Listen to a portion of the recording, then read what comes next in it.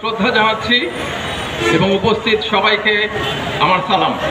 আসসালামু আলাইকুম। সাথী বন্ধুরা,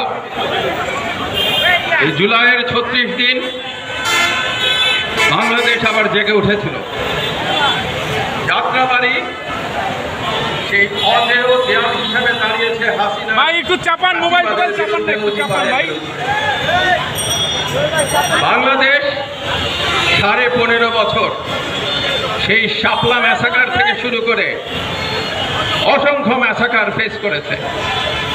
অসংখ্য হত্যার কারণ ঘটেছে হাসিনার হাত দিয়ে।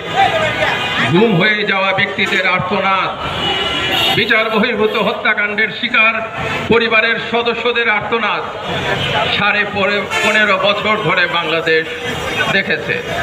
তার বিরুদ্ধে এই যাত্রাবাড়ির তরুণরা, ছাত্র জনতা, বিশেষ করে মাদ্রাসার ছাত্ররা যেই প্রতিরোধ গড়ে তুলেছিলেন, সেই প্রতিরোধের কারণে আজকের বাংলাদেশ।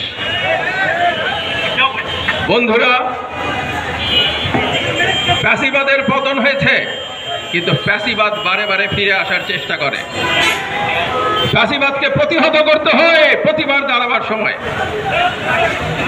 আমরা সেই বাংলাদেশ আকাঙ্ক্ষা করেছিলাম। সেই বাংলাদেশের আকাঙ্ক্ষা বুকে নিয়ে আপনাদের পাশে জুলাইয়ের শেষ থেকে রাস্তায় দাঁড়িয়েছি।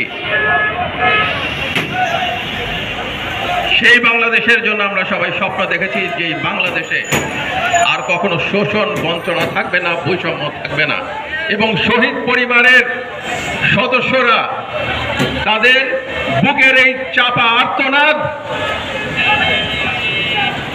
একদিন সেই আর্তনাদের জায়গাটা সবার জন্য দোয়ায় পরিণত হবে। যে বাংলাদেশ তরুণদের অকুত ভয়ের লড়াইয়ের মধ্যে দিয়ে নতুন বাংলাদেশের জন্ম দিতে পেরেছে। আপনাদের সবাইকে